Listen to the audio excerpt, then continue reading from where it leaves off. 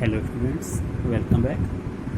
Students, today we are going to start our next chapter, that is fixed capital and working capital. Fixed capital क्या होती है बेटा और working capital क्या होती है, और किसी बिजनेस के अंदर फिक्स कैपिटल कितनी होगी, ज़्यादा होगी या कम होगी, इसको अफेक्ट करने वाले फैक्टर्स कौन से होते हैं। तो सबसे पहले हम पढ़ते हैं what do we mean by fixed capital. Fixed capital क्या होती है बेटा? It refers to that capital which is invested in long term assets और fixed assets।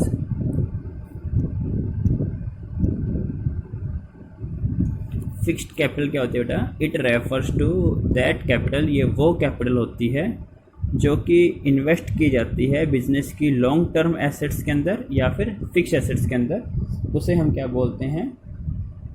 Fixed capital. Fixed capital से रिलेटेड जो भी डिसीजन होते हैं बेटा बिजनेस के अंदर, बिजनेस में फिक्स कैपिटल कितनी होगी या लॉन्ग टर्म एसेट्स में हम कितना पैसा इन्वेस्ट करेंगे, that is also known as capital budgeting decision. क्या बोलते हैं उसको हम? Decisions related to investment in long term assets या फिर fixed assets are also known as capital budgeting decision. Okay बेटा, किसी भी बिजनेस के द्वारा किसी बिजनेस की कैपिटल का वो हिस्सा जिसे बिजनेस के द्वारा फिक्स एसेट्स में या लॉन्ग टर्म एसेट्स के अंदर इन्वेस्ट किया जाता है, क्या बोलते हैं बेटा? उसको हम फिक्स्ड कैपिटल या fix capital decision. For example, investment of business in land, building, infrastructure, heavy machinery, furniture, trademarks, patents. तो बेटा इन सभी को हम किसके अंदर लेते हैं? फिक्स इन कैपिटल या कैपिटल बजटिंग डिसीजंस। किसी भी बिजनेस के अंदर फिक्स कैपिटल जो है वो ज़्यादा होगी या कम होगी, उसको अफेक्ट करने वाले फैक्टर्स कौन कौन से होते हैं? फैक्टर्स अफेक्टिंग फिक्स्ड कैपिटल या factor affecting fix capital requirement. किसी भी बिजनेस के अंदर फिक्स कैपिटल की रिक्वायरमेंट है वो ज़्यादा होगी या कम होगी, या किसी बिजनेस के अंदर कितने फिक्स कैपिटल की हमें रिक्वायरमेंट है, उसको अफेक्ट करने वाले जो फैक्टर्स हैं वो कौन कौन से होते हैं। तो सबसे पहले आता है बेटा इसके अंदर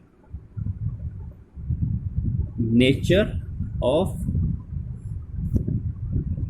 बिजनेस। सबसे पहले क्या आता है इसके अंदर? Nature of business. Nature of business क्या होता है? यूजुअली बिजनेस को on the basis of nature हम 3 कैटेगरीज में डिवाइड करते हैं, that is manufacturing business, trading business और service business. Manufacturing, trading and services. तो बेटा मैन्युफैक्चरिंग के लिए क्या होता है? जाहिर सी बात है, मैन्युफैक्चरिंग अगर हम कर रहे हैं तो हमें प्लांट वगैरह है या उसको हायर करना पड़ेगा, मशीनें हैं वो परचेज करनी पड़ेगी, रॉ मटेरियल वगैरह परचेज करना पड़ेगा। दैट मीन फिक्स कैपिटल की जो नीड है वो ज़्यादा होगी। और ट्रेडिंग या सर्विस के अंदर क्या है? माल जैसे खरीदा एज इट इज़ बेच दिया, उसमें इतनी मैन्युफैक्चरिंग प्रोसेस की, मशीनों की रिक्वायरमेंट नहीं होती, प्लांट लेआउट की रिक्वायरमेंट उसके अंदर नहीं होती।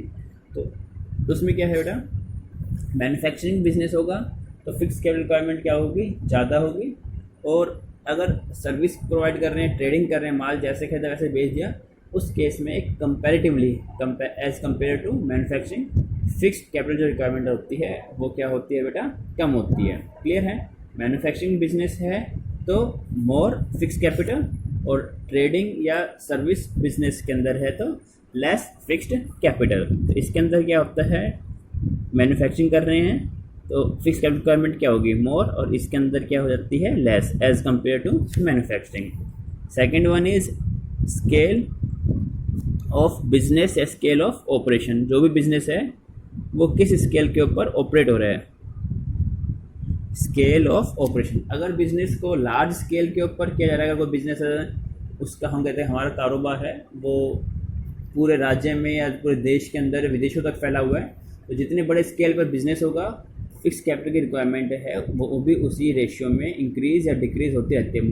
बिजनेस को अगर बड़े स्केल के ऊपर ऑपरेट किया जा रहा है तो in that case more fix capital will be required, and vice versa, that mean in case of business is operating at small scale, less fixed capital would be required. Clear है बेटा। Next one,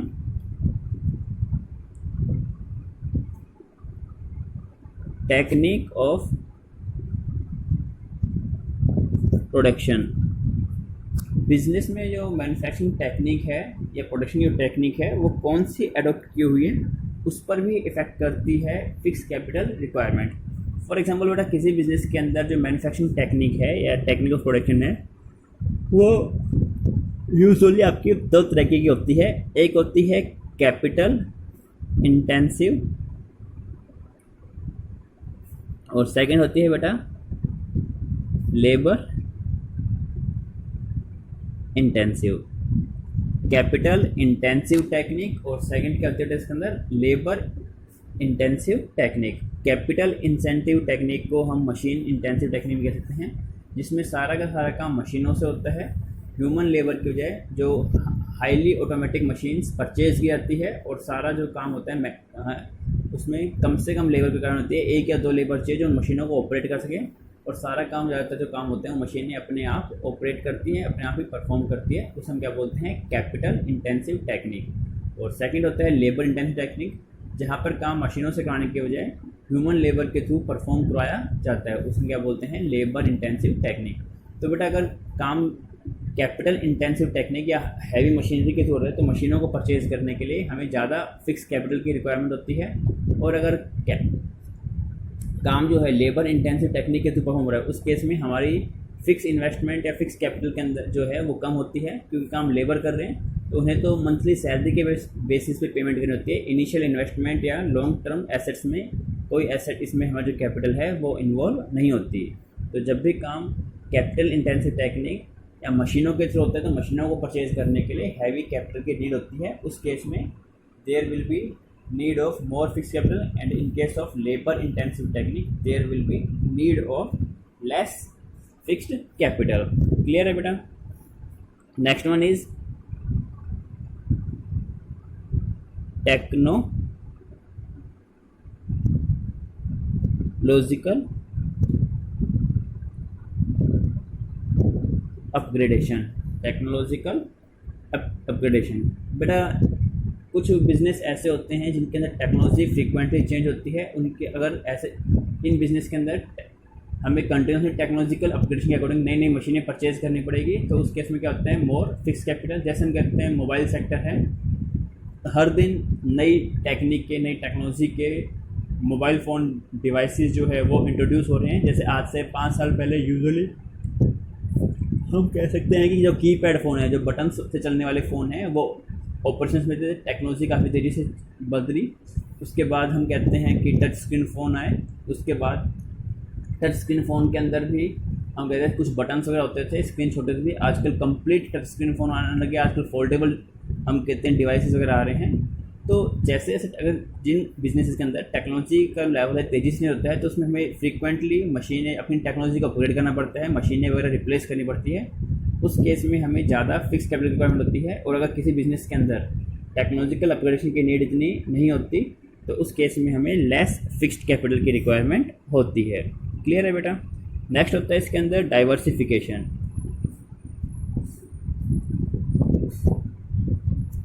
diversification का मतलब क्या होता है कि अगर कोई बिजनेस जो है वो मल्टीपल प्रोडक्ट में डील कर रहा है और सभी प्रोडक्ट जो हैं वो एक दूसरे से डिफरेंट है, उस केस में बिजनेस को ज़्यादा फिक्स कैपिटल की नीड होती है।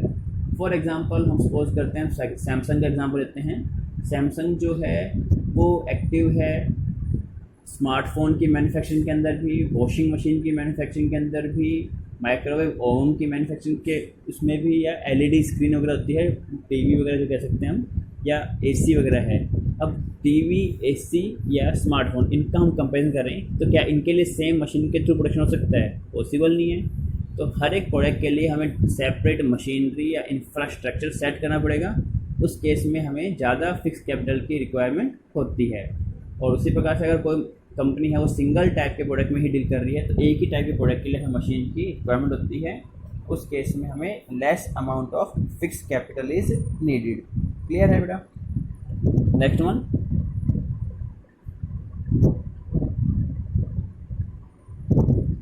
फाइनेंशियल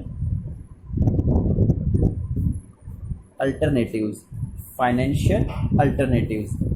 फाइनेंशियल अल्टरनेटिव्स का मीनिंग क्या होता है बेटा कि अगर fix assets such as building और लैंड और machines are available on rent, अगर जो भी फिक्स एसेट्स वगैरह होती है वो हमें लीज़ के ऊपर या रेंट के ऊपर अवेलेबल हो जाती है, तो उन दैट केस हमें उनको परचेज करने की रिक्वायरमेंट नहीं होती।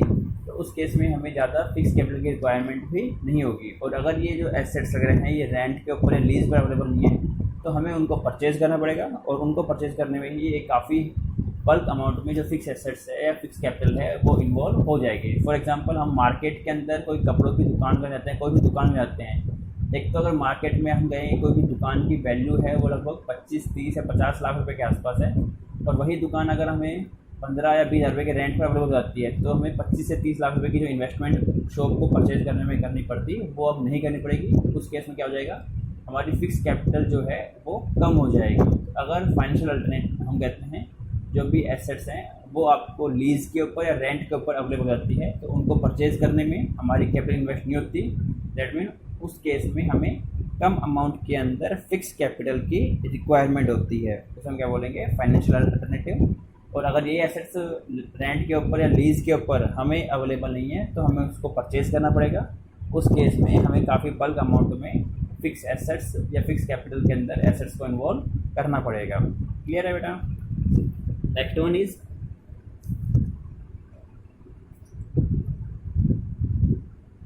Growth prospects. ग्रोथ प्रोस्पेक्ट्स का मतलब क्या होता है कि कोई भी जो कंपनी अभी अपनी ग्रोथ स्टेज के अंदर है तो उन्हें अपने बिजनेस को एक्सपेंशन करने के लिए ज़्यादा कैपिटल की चाहिए, ज़्यादा बिजनेस को एक्सपेंशन करने की नीड होती है। जिन बिज़नेस के अंदर ग्रोथ की संभावना होती है उसमें बिज़नेस को ज़्यादा फिक्स कैपिटल की रिक्वायरमेंट होती है कि मान लीजिए नई ब्रांच खोलनी है, नए बिज़नेस के एक्सपेंड करने के लिए हैवी मशीनें परचेज करनी है। दूसरी हम कहते हैं कोई कंपनी है वो हम सपोज करें कि वो पहले दिल्ली में ऑपरेट कर रही है, दिल्ली में बिज़नेस सक्सेसफुल हुआ, उसके बाद उन्होंने जयपुर वगैरह है वहाँ पे अपनी ब्रांचेस ओपन की। वहाँ पे ब्रांच ओपन करने के लिए इंफ्रास्ट्रक्चर परचेज करना पड़ेगा, वहाँ पे सक्सेसफुल हुए और स्कोप हुआ, हमने मुंबई के अंदर जगह वगैरह परचेज़ किए, वहाँ पे ब्रांच एस्टेब्लिश कर दी। तो अगर कोई बिज़नेस अपनी ग्रोथ स्टेज के अंदर है, अपने बिज़नेस का एक्सपेंशन करने का विचार कर रही है, उस केस में हमें ज़्यादा फिक्स कैपिटल रिक्वायरमेंट होती है। और अगर कोई बिज़नेस जो है सीमित दायरे पर या फिर जो अपने एक मैच्योरिटी लेवल के ऊपर काम कर रहे हैं, अपने बिज़नेस की और अधिक बड़े स्केल पर एक्सपेंशन नहीं करना चाहते, उस केस में हमें लेस अमाउंट के अंदर फिक्स कैपिटल की रिक्वायरमेंट होती है। क्लियर है। नेक्स्ट आता है बेटा इसके अंदर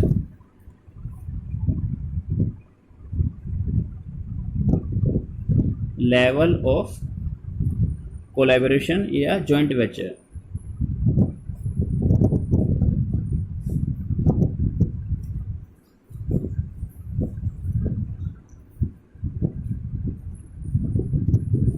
लेवल ऑफ कोलैबोरेशन और जॉइंट वेंचर। अगर कई बार क्या होता है कुछ कंपनियां मिलकर किसी बिजनेस को या किसी पर्टिकुलर प्रोजेक्ट में हाथ मिलाती है, उससे क्या होता है दोनों ही कंपनीज की जो इन्वेस्टमेंट है वो कम होती है। कुछ प्रोजेक्ट के रिगार्डिंग कई बार क्या है, मल्टीपल कंपनियां आपस में हाथ मिलाती है और मिलकर उसको डील करते हैं, जिससे दोनों ही कंपनीज़ की जो इन्वेस्टमेंट है वो कम हो जाती है। फॉर एग्जांपल हम कहते हैं कि मोबाइल सेक्टर के अंदर एयरटेल है, आइडिया है, वोडाफोन है।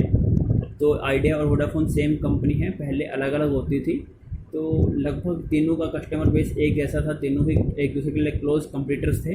बट फिर भी क्या है, तीनों ने ही मिलके एक जॉइंट वेंचर किया हुआ था और जॉइंट वेंचर के अंदर ही एक कंपनी ओपन की हुई थी इंडस टावर के नाम से। अब उसमें क्या है, जहाँ कहीं पे भी तीनों ही मिलके मोबाइल टावर लगाती है, उस मोबाइल टावर के ऊपर आइडिया ने भी, एयरटेल ने भी और वोडाफोन ने भी, तीनों ने ही अपना एंटीना एस्टेब्लिश कर दिया। अब उसमें क्या है, एक तो आपस में टाई अप, अपने एंटीने के लिए हम टावर को शेयर ना करें, तो अपने टावर के लिए एयरटेल को अलग से टावर इंस्टॉल करना पड़ेगा नेटवर्क के लिए, वोडाफोन को अलग से। और उसमें क्या हो रहा है, दोनों ही कंपनीज़ की इन्वेस्टमेंट है वो बढ़ रही है।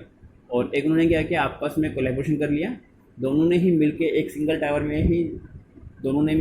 टावर इंस्टॉल की और दोनों ने अपने अलग अलग एंटीनास पे इंस्टॉल कर लिए। तो उससे हम क्या बोलते हैं, टेक्निकल कोलैबोरेशन। ये है, इससे क्या है, दोनों ही कंपनी की जो इन्वेस्टमेंट है वो क्या हो गई, कम हो गई। क्या बोलते हैं उसको हम, लेवल ऑफ कोलैबोरेशन। तो students, these are factors affecting fixed capital requirement in the business. किसी भी बिजनेस के अंदर फिक्स कैपिटल की जो नीड है वो ज़्यादा होगी या कम होगी, ये इन्हीं फैक्टर्स के ऊपर डिपेंड करता है। That is nature of business. Manufacturing है तो मोर फिक्स कैपिटल, और ट्रेडिंग या सर्विस है तो less fix capital. Scale of operation, business अगर लार्ज स्केल के ऊपर ऑपरेट किया जा रहा है तो मोर फिक्स कैपिटल, और स्मॉल स्केल पे है तो लेस फिक्स कैपिटल।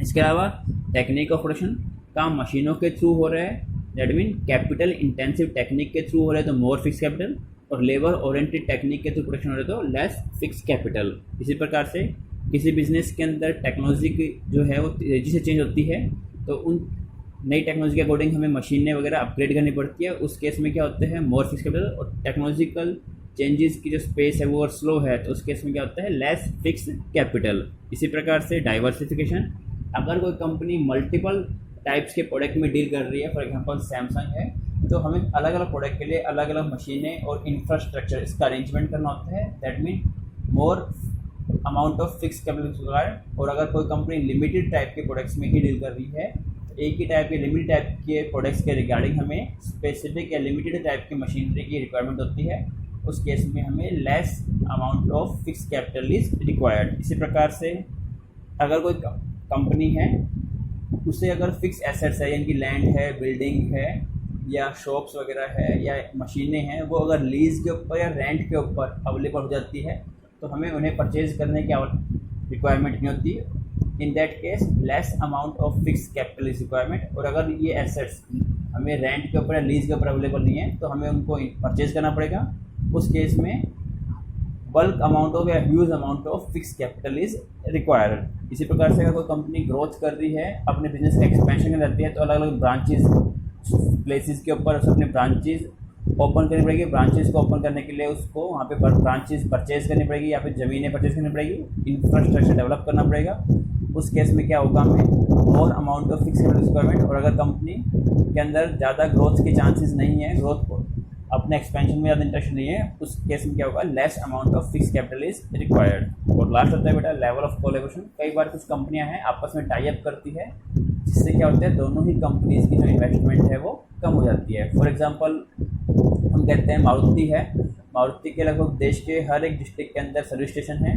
एक फॉरेन कंपनी आती है, हमने सपोज किया फिएट के नाम से एक फॉरेन कंपनी आती है, उन्होंने मारुति से कोलैबोरेशन किया कि हम अपने अलग से सर्विस स्टेशन एस्टेब्लिश नहीं करेंगे, हमारी जो भी कार है उनके सर्विस आपके ही सर्विस स्टेशन के अंदर होगी, उसके अगेंस्ट हम आपको इतना रेंट पे करने को तैयार है, पर कार इतने चार्जेस पे करने को तैयार है। तो उससे क्या है, मारुति को भी बेनिफिट हो गया। और फिएट की जो इन्वेस्टमेंट है फिक्स एसेट में, भाई हमें कोई भी सर्विस स्टेशन ओपन करना है, जगह परचेज करो, वहाँ पे बिल्डिंग डेवलप करो और वहाँ पे मशीनें इंस्टॉल करो, तो ये सारी इन्वेस्टमेंट क्या हो गई, हमारी सेव हो गई। क्या बोलेंगे उसको हम, लेवल ऑफ कोलैबोरेशन। क्लियर बेटा, these are factors affecting fix capital requirement in the business. Okay, thank you.